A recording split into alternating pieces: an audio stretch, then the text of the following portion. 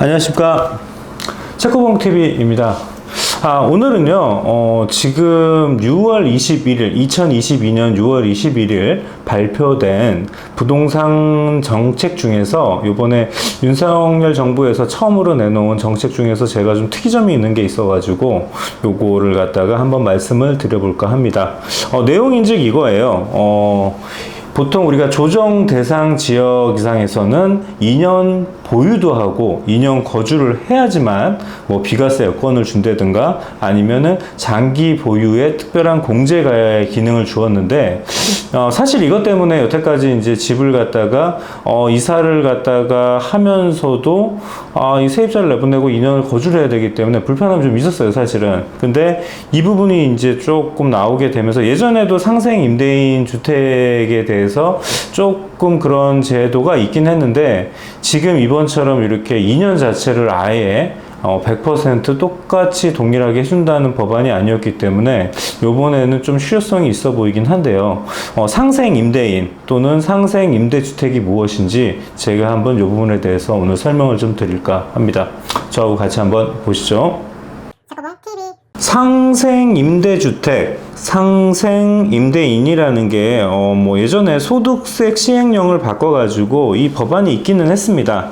근데 예전에는 이 법안 자체가 보시면 알다시피 1주택 소유자에 대해서만 해당이 있었었고요. 뭐 나머지 부분은 지금 있는 거에서 지금 동일하게 적용하는 부분이 있는데, 지금 이거를 갖다가 예전에는 1년을 갖다가 거주한 걸로 쳤었는데, 요번에 2년 거주, 뭐 이거면은 말거니 2년을 갖다가 아예 거주를 해서 비과세 여건을 아예 만들어주는 거하고 똑같은 거예요. 그래서 이게 바뀐 건데, 예전에 이제 데이터를 보니까 지금 현재 보면은 이게 5% 100분의 5니까요. 그러니까 전세가 됐든 월세가 됐든 법에서 정한 한도 내에서 5% 내지로 인상을 해야 되는 거고요. 그 다음에 상생 임대차 계약을 2년 이상 계약을 해야 되는 거죠. 그리고 임대차, 직전의 임대차 계약이 1년 6개월 이상일 것이었습니다. 그리고 지금 현재 뭐 요거 조정, 뭐 임대율하고 내지는 보증금하고 월세 부분은 뭐 서로 조정을 한다는 얘기인데, 이거 뭐 나라에서 정한 그 비율대로 하면 되는 것 같고요. 적용을 받으라는 자, 쉽게 해서 이 사람이 그러면 양도세 신고자가 되겠죠. 신고자니까 쉽게 얘기해서는 매도인이 될 거예요. 보통은 매도인이 과세 기간 중에 자기가 어쨌든 관할지 세무서장에게 뭐 어쩌고 저쩌고 해가지고 이거를 갖다가 증명서를 내어라 했었는데, 요거가 그때 당시에는 어찌됐든 1년 거주 인정을 해준다고 했고 1주택만 냈었어요. 그리고 지금 현재 요번에 바꾼 거는 1주택 위에 요게 이제 다주택 중에서도 나중에 다주택이 1주택이 되면은 요것도 인정을 해주겠다는 부분이 좀 틀린 부분이고요. 그 다음에 1년이 아니라 아예 2년 거주 동일하게 그냥 인정을 해주겠다. 니네 억지로 들어가지 말고 임대료를 갖다가 5% 이하에서 인상을 해서 월세나 전세나 시장을 좀 안정을 하자, 이런 취지인 것 같아요. 그래서 이 부분을 갖다가 법안으로 보니까 이게 지금 조금 복잡한 부분이 있는데, 제가 좀 풀어서 설명을 좀 드리겠습니다. 자, 보시게 되면은 이게요, 직전 임대차 계약이 1년 6개월 이상이에요. 그러니까 지금 현재 제가 계약을 하는 시점이 예전에 계약에서 최소한 1년 6개월 이상이 돼야지 인정이 되는 건데, 이 부분을 다르게 얘기하면 갭 투자 부분 중에서 예를 들어서 세 안고 있죠. 예를 들어서 전주인이 뭐 1년, 2년, 3년, 5년을 있던 걸 내가 세를 안고 사면 그거 인정이 안 되는 거예요. 내가 임대차 계약을 1년 6개월 이상을 하고 플러스 여기에서 2년 이상을 해야 된다는 얘기죠. 자, 이해가 가시나요? 그리고 임대료는 5% 이하, 뭐 당연히 변동이 안 하는 거나 뭐 밑으로 깎아주는 거는 오히려 더 되는 거고요. 요거는 신규하고 갱신이 가능하다. 자, 무슨 얘기냐? 예전에 예를 들어서 내가 뭐 3억을 받았다. 그러면은 5% 그냥 안 올리고 내가 똑같이 3억을 다른 사람한테 똑같이 임대를 2년을 또 놓으면은 이게 그냥 상생이 되는 거예요. 아니면은 이 3억을 가지고 임대차 계약을 하는 사람을 동일한 사람이 2년 연장을 해가지고 갱신 계약하는 거죠. 이걸로 해서 뭐 3억 내지는 플러스 5%를 해도 되는 거죠. 그러니까 신규로 A라는 사람에서 B로 바뀌어도 금액 자체만 5%에서 인상이 그 이상을 넘어가지 않으면 동일하게 인정이 되는 거고요. A라는 사람이 동일하게 똑같이 1년 6개월에서 2년 정도 됐는데 이번에 갱신을 하면서 똑같이 또 뭐 5% 이내에서 갱신을 하더라도 인정을 해준다는 얘기죠. 그리고 이게 2024년 12월 31일까지였어요. 원래는 이게 이제 올해 끝나는 거였는데 2년을 갖다가 이제 지금 현재 지금 시점에서 2년 6개월이 되는 건데 그때까지 된다는 얘기고요. 다주택자도 적용이 가능한데 이게 이제 요건을 만들어 놓으면 가능하다는 얘기예요. 이게 무슨 얘기냐면은 제가 설명을 다시 한번 드리면 제가 주택 A가 있고요. B가 있고요. C가 있어요. 다 제 거예요. 근데 제가 C를 갖다가 5% 이하로 인상을 해서 이걸 상생을 만들어 놨어요. 상생 임대인이에요. 저는 3대 이제 주택이고 상생주택 요게.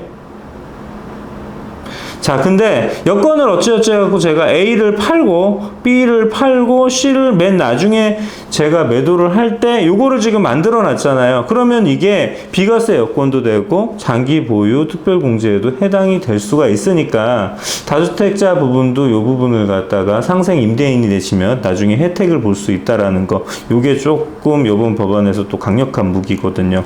자, 양도신고시 적용받으려는 자, 뭐 이거 양도세 내는 사람이죠.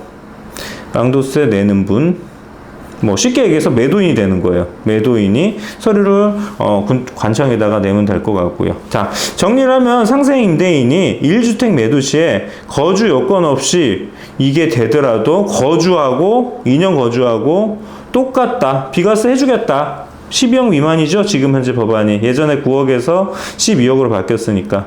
이거는 아예 그러면 내가 비과세 그냥 거주 안 해도 똑같이 해주겠다. 대신에 월세, 전세 비싸게 받지 말아라. 그리고 또 그렇게 해주면은 12억이 넘는 건 어떻게 하냐? 장기 보유, 그것도 내가 동일하게 거주한 걸로 2년 거주하고 동일하게 공제하는데 해주겠다 이거죠. 이러니까 전세하고 지금 월세 부분이 조금 8월달 돼서 이제 4년차 돌아오는 게 있거든요. 임대차 3법 때문에 이번에 많이 올라갈 걸 예상을 했는데 사실은 요거 같은 경우에는 조금 시장을 갖다가 안정시킬 수 있는 여건이 되지 않을까 저도 생각을 합니다. 자, 요런 내용이었습니다. 구독 감사합니다. 자, 이렇게 요번에 윤석열 정부에서 부동산 정책 중에 6월 21일 발표가 된 상생 임대인이라는 상생 임대주택이라는 제도에 대해서 좀 알아봤는데요. 뭐 예전에 이 제도가 조금 있었는데 뭐 이게 1주택자에만 해당이 되었고 9억 이하에만 해당이 됐고 다주택은 해당이 안 되고 또 1년밖에 뭐 안 한다니까 1년을 뭐 어차피 또 들어가서 살아야 되니까 의미가 없었었는데 요번에 법안이 바뀌면서 요거를 갖다가 다주택자도 너 하면은 나중에 내가 그 혜택을 좀 줄게. 거기다가 12억 미만까지 내가 비과세다 해줄게. 그리고 지금 이거를 갖다가 지금 하면서 2년하고 동일하게 해줄 테니까 니네 굳이 이사 와서 세입자를 갖다가 내보내거나 아니면은 뭐 전세 월세 이렇게 비싸게 좀 받지 좀 말아라. 혜택을 주면 너네한테 혜택을 주겠다. 뭐 요런 내용인 것 같아요. 그래서 제가 보기에는 뭐 저 역시도 지금 뭐 임대인 뭐 제가 집이 많지는 않지만 집에 뭐 집을 갖다가 세를 주고 있는 임대인 입장에서는 상당히 좋은 제도로서 활용도가 좀 있을 것 같은데 뭐 그거는 제 개인적인 생각입니다. 아무튼 주택을 가지시거나 아니시면은 나중에 매각 계획이 있으신 분들이라면 이 부분 잘 한번 체크를 한번 하셔가지고요. 상생 임대인 요거 되셔가지고 뭐 비과세라든가 아니면은 뭐 장기 보유 특별공제 같은 거 받으시면 좋을 것 같습니다. 이상 세코봉 TV였습니다. 감사합니다.